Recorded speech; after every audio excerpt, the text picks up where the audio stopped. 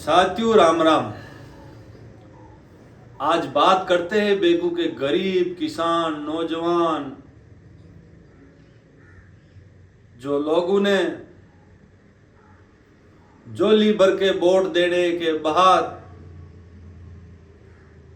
बेगू की जनता ने विधायक चुन के जयपुर भेजा। साथियों जनवरी फरवरी 2 महीना विधानसभा चली, लेकिन विधायक महोदय विधानसभा में नजर नहीं आए। साथियों, क्या विधायक इसलिए बनते हैं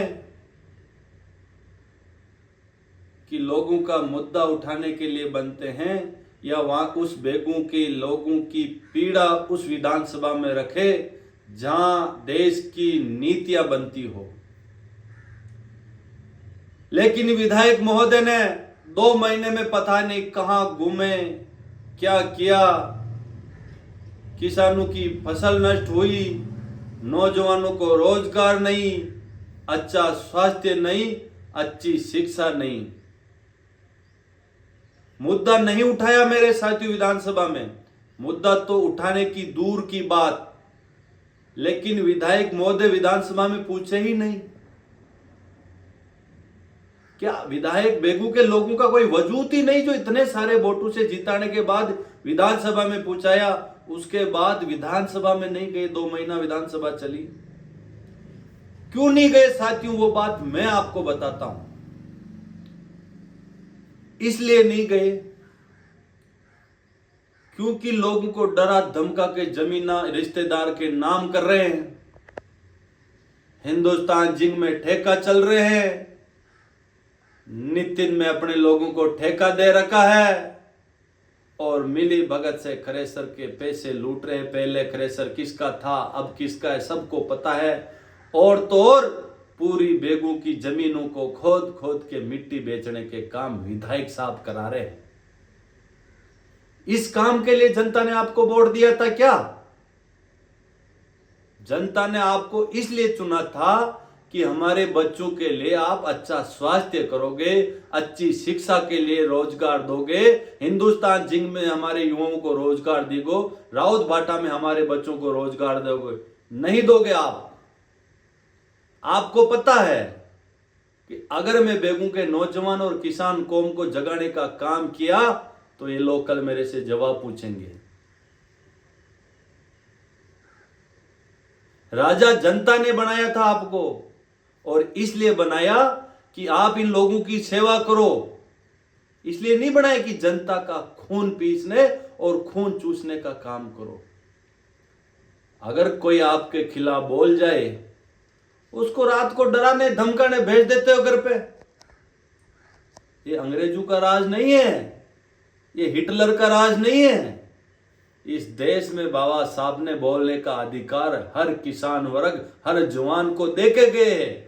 और विधायक का काम आंख से आंख मिला के जवाब मांगना इस जनता का काम है। लेकिन जनता डरी हुई है।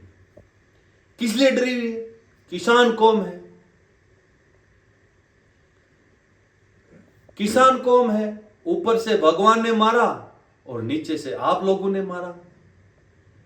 तो मैं बेगू के गरीब किसान नौजवानों से एक अपील करने आया हूं कि आप इस नेताओं को पकड़ो, आंख में आंख डाल के जवाब मांगो कि आपने 5 साल के लिए हमारे लिए, बच्चों के लिए, हमारे शिक्षा के लिए, हमारे स्वास्थ्य के लिए, हमारे लिए आप क्या करोगे। इसलिए तो वोट दिया जाता है। इसलिए तोड़ की सड़कें बना दी, नाले बना दिया, पुल बना दिया। विधायक महोदय आपके घर से बना रहे था क्या नाले पुल? सरकार 1 साल में 5 करोड़ का बजट देती है, इसलिए आप सड़कें और फीते काट रहे कि मैं पुल बना दूंगा, सड़कें नहीं चाहिए हमको। हमको बेगू के अंदर ऐसी यूनिवर्सिटी चाहिए जो वहां के गरीब किसान के बेटे पढ़ सके। हमको बेगू के अंदर ऐसी लाइब्रेरी चाहिए जो वहां के बच्चे पढ़कर कलेक्टर एसडीएम बन सके।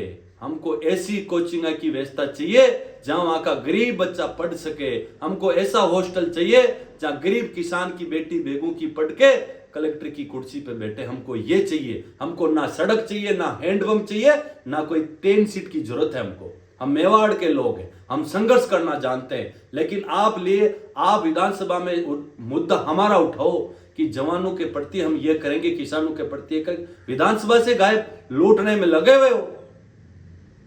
डरा धमका के जेल में डाल के क्या आवाज को दबा दोगे? इस बेगू की मिट्टी की नौजवानों और किसानों की आवाज हरदम मैं उठाऊंगा। और किसान कौम मैं आपसे अपील करूंगा, निवेदन करूंगा, जागो मेरे किसान कौम। आने वाली पीढ़ी आपको जवाब मांगेगी कि आपने किन के हाथों में मेरी मेवाड़ की धरती को सौंप दिया, जो विधानसभा में आपने पूछा है और आपका मुद्दे की बात नहीं की। किसानों की फसल नष्ट होने के बाद भी विधानसभा में जवाब नहीं। अरे इनसे तो अच्छे विपक्ष के नेता ही अच्छे हैं, जो कम से कम उनके एरिया की जो आवाज तो विधानसभा में गूंजी। ये लोग, इनकी केंद्र में सरकार, राजस्थान में सरकार, बीजेपी के विधायक होते हुए भी अपने एरिया की आवाज नहीं उठाई। साथियों, किसान कौम, मैं आपसे निवेदन करने के लिए आया हूं, अगर आपको अपना हक लेना है, अपने बच्चों को पढ़ाना लिखाना चालू कर दो। अगर पढ़ाना लिखाना चालू कर दो और आपकी तकदीर जहां से लिखी जाती है वहां तक आपके बच्चे को नहीं पूछाओगे जब तक आपका भला करने वाला कोई नहीं है। याद रख लेना, मैं आपको जगाने के लिए आया हूं। मेरे मन में पीड़ा है उस एरिया की कि वहां की गरीब किसान की बेटी कलेक्टर बने। ये लोग नहीं चाहेंगे। 5 साल पहले कितना घोटाला हुआ था, इसने जांच की नहीं की, उसी जीप से वापिस चाटना शुरू कर दिया इन्होंने, वापिस शुरू कर दिया चाटना। लेकिन याद रख लेना, इस बेगू की धरती में जितना खा रहे हो, जिस दिन राज आ गया, कौन से कोने में छुप जाना, वापिस निकाल के नहीं दे दिया, इस बेगू के गरीब किसान को बांट दूंगा। सारी जमीनों पे तो कब्जा कर रहे हो, नाम करा रहे हो अपने रिश्तेदार के, लेकिन उसी जमीनों को वापिस किसानों के नाम होगी। गरीब किसानों के बच्चों, परिवारों के लिए वहां हॉस्टल बनेंगे, बच्चे पढ़ेंगे लिखेंगे। बेगू की तकदीर बदलने के लिए मैं आया हूं। आप झूठे मुकदमों से मेरी आवाज को कतई नहीं दबाओगे। हम भगत सिंह को अपना आदर्श मानते हैं, महाराणा प्रताप को आदर्श मानते हैं, सचिन पायलट की सेना है, राहुल गांधी की सेना है। आपकी तानाशाही, आपके गुंडे और आपके डराने से, झूठे मुकदमों से नरेश फौजी डरने वाला नहीं है। इस एरिया जनता ने मेरे ऊपर भरोसा किया था, मैं लड़ा था और जनता का भरोसा मेरे ऊपर है। आज नहीं तो कल हमारा वक्त आएगा, समय हमारा आएगा और हम आपको, बाहर वालों को इस मिट्टी से खदेड़ के आपके ठिकाने पहुंचाने का काम करेंगे। साथियों, ये मेरे प्रति पीड़ा थी कि आपका विधायक, आपकी आवाज विधानसभा में नहीं उठाई। 2 महीना तक विधानसभा चली, तो मैं ये बात आपको बताने के लिए वीडियो बनाया और इस बात को उस एमएलए के कानों में पहुंचा देना कि नरेश फौजी इस बेगू के गरीब किसान नौजवान की हक की हर आवाज के लिए खड़ा है और आप में दम है और मुकदमा कर देना। हम जेलेंगे, जेल जाएंगे, बाहर आएंगे, वापिस आपकी तानाशाही के खिलाफ लड़ेंगे। साथियों, जय हिंद, जय भारत, जय मेवाड़।